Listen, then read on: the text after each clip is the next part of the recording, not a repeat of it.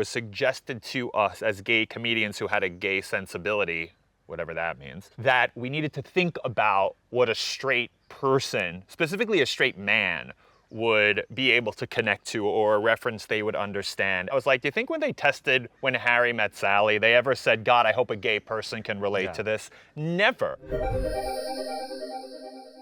And it's great working with so many gay and queer people behind and in front of the camera too. It's like a shorthand. It's great to have people around who get your references. Yeah.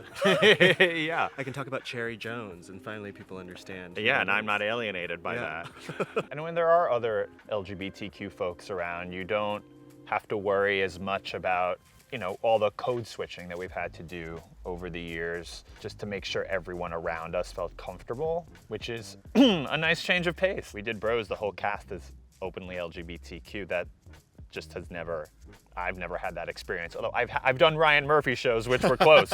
But even on those shows, you know, and so much of the crew and just everyone involved, and the fact that that idea is being embraced, that it's not, I don't know why it's such a revolutionary idea or controversial idea even, that we should be able to play our own roles and tell our own stories. Like, I don't know, that would have seemed like a natural to me, but it's nice that that's finally happening.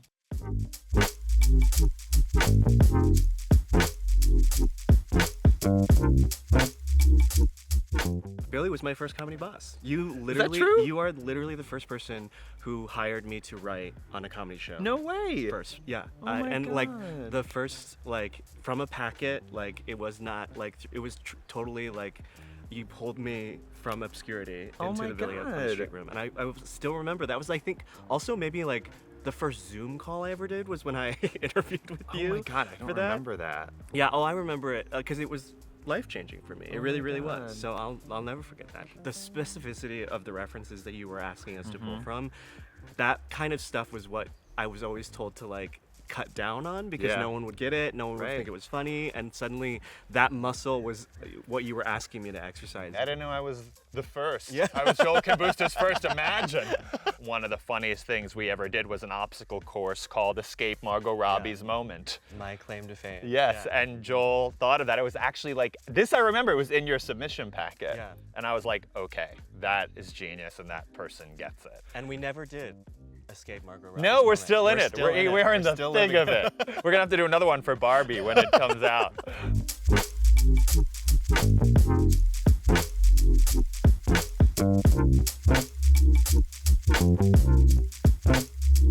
I think it was like the start of what I think both of us are doing in our movies, which is like, in the specificity, there is, you know, that is where the comedy is. It's not about trying to like shape the comedy so that like straight people get every joke. Right. It is about like, you trust the audience to be smart enough to meet you where you are. And I think like Billy on the Street was a great example of that. And I think that it just carries on into what we're doing now. It was suggested to us as gay comedians who had a gay sensibility, whatever that means, that we needed to think about what a straight person, specifically a straight man, would be able to connect to, or a reference they would understand. And we've had these test screenings for Bros all over the country, which have gone remarkably well.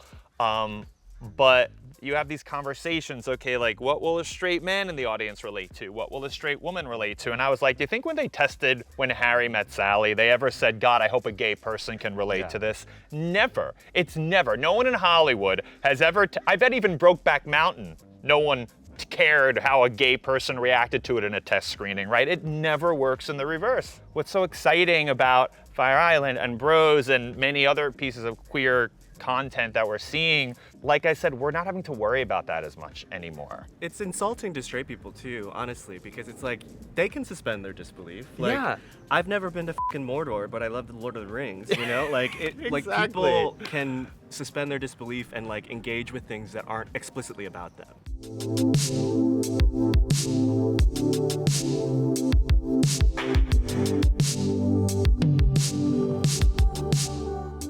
When I first started to think about what Bros would be about, before we even had the title Bros, Nick Stoller came to me, he said, let's do a gay rom-com. And I said, oh yeah, of course, great. And then I had no idea what it would be about. I started to think about the types of characters we don't ordinarily see, and I've always been obsessed with broadcast news.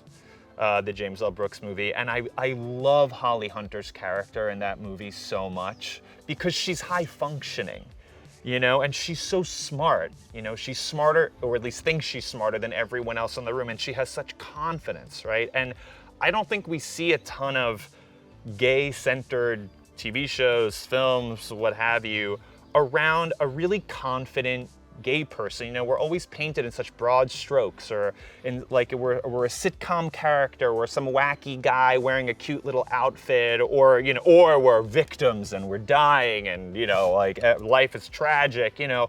And I just wanted to build a movie around a confident gay person, right? A high functioning gay person who was not a mess, who was not a train wreck, and see how falling in love ruins him. I really wanted to make sure we had a really big, funny, eclectic ensemble. And I thought about the ensemble of Hugh Grant's friends in Notting Hill a lot, which to me is like one of the best parts of that movie. They're all white.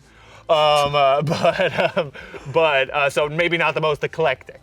But they were very specific characters, right? And they were nuanced and they were grounded, and there was a warmth to them, but they also had personalities, right?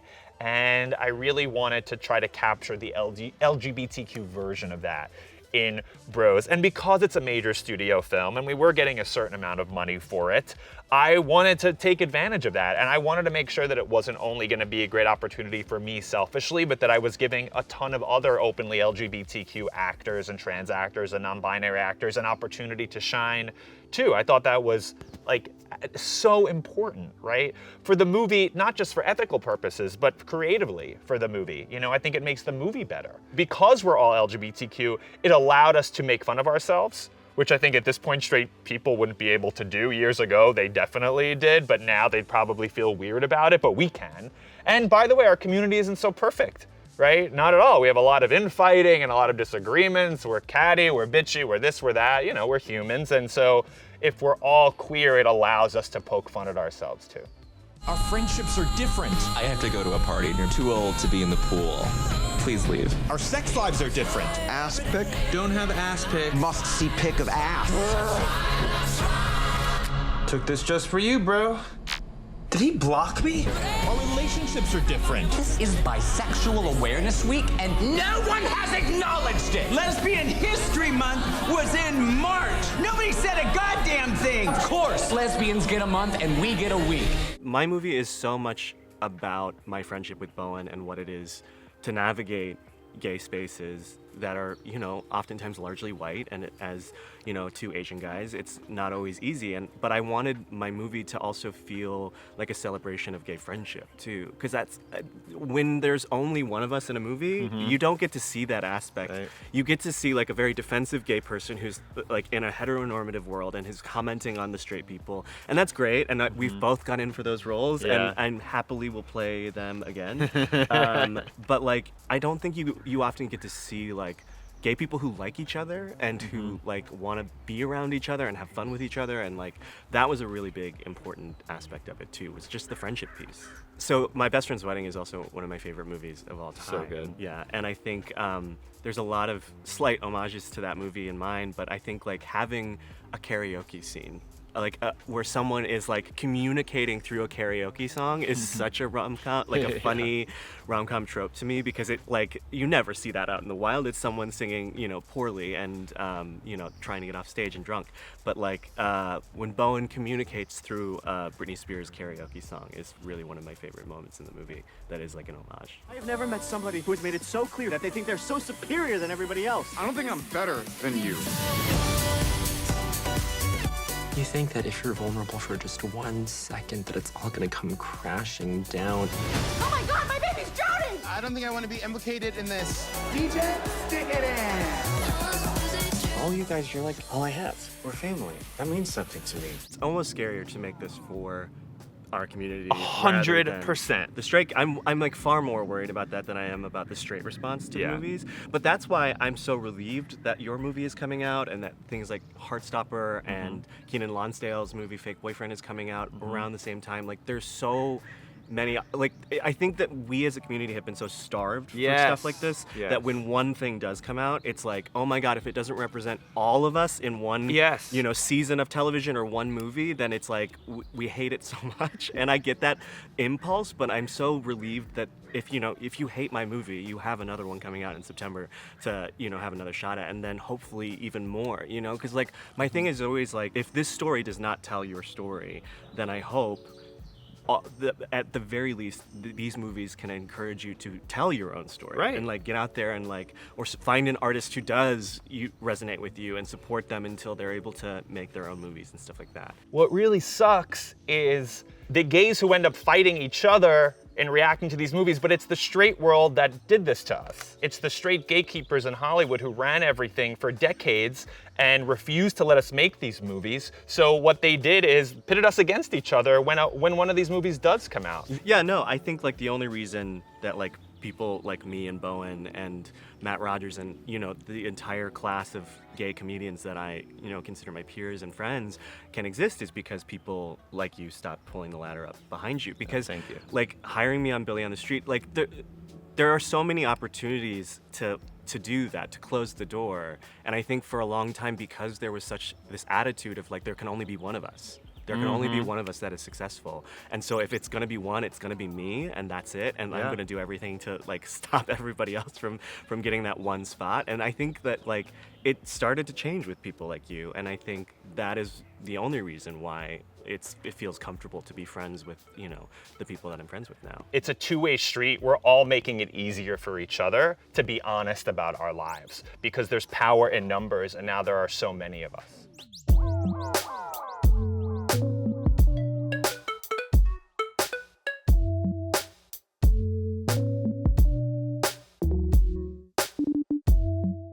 To paraphrase Lady Gaga, there can be like 100 comments on Twitter, and there's gonna be one that is so nasty that you fixate on for like the entire day. I have personally given my boyfriend my Twitter password, so I'm not engaging with any of that. Wow. It's the only way. I don't have a boyfriend, so I have to engage on Twitter, all right? Again, I'm being punished for being single. I have to tweet for myself. It's the gay Asian people that like come up to me and they're like, I've never, you know, felt seen in this way before on screen. Like, it's a very niche audience that I am targeting. And I think like, for me though, that's what's the most rewarding like feedback that I've gotten is from that community. Because again, like the movie is very specifically about me and Bowen, but like I think that does translate to a lot of people who have similar experiences. And so if it's touching that with those people, like I think, you know, I've done my job. And I'm really proud of that. I've been, well, very pleasantly surprised and relieved by how much people are laughing at the movie, because ultimately, for all the historic things about it, and it's LGBTQ, and it's culturally important, but really, I just wanted it to be funny. Where are the jokes? Yeah, where are the jokes? Exactly. We definitely share that in common. Like, we like jokes. We like people to actually laugh. That, you know, these movies aren't gently funny, right? They're, you know, there are more serious moments in the movie, but when it's supposed to make you laugh, it really makes you laugh. And so the fact that people have just been talking about how funny it is and how refreshing it is to go back to a movie theater and actually just sit in the dark and laugh for a few hours, especially with all the we're dealing with in the world, it really is a great escape. The theater next door is playing Spider-Man, right? And we're playing this R-rated gay rom-com, right? And those are somehow on equal footing, theoretically. I think people are watching it and thinking, wow, like, how have we not seen this before? You know, why aren't there thousands of these?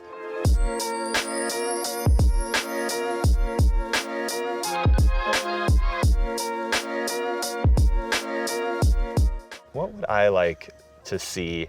I think it's wonderful, truly, and life-changing, and saving a lot of lives even, to have all these stories about queer teenagers, right? It is. It's amazing. Maybe I'm bitter. I wish I had it when I was a kid. I was at dinner the other night, actually, with a bunch of my gay friends. Everyone's like in their late 30s, early 40s, and one of them said, I don't want to watch Heartstopper because I'm going to be jealous, right? That we didn't have that. Not that it's not great, but it's going to make me feel bad, right? And that was moving to hear. What I would like to see are stories about like three-dimensional gay adults. You know, I'm always like, where are the adults? right? And not that, I love to party and run around and like, not that we're like boring or uptight, but you can still be totally childish and be an adult and have fun, but where are the adults, right? Like, and so I think I would like to see more of that because I think there's an audience out there who's really starved for that. Yeah, I mean, I know this is where we differ, but I would love a gay superhero. I know It is where we differ. This is where we part ways. I support it. I just wouldn't be in it. But yeah, I would love that. That's the next genre, I think. That has to happen. I mean, eventually. I mean, it sounds pretty commercial to me.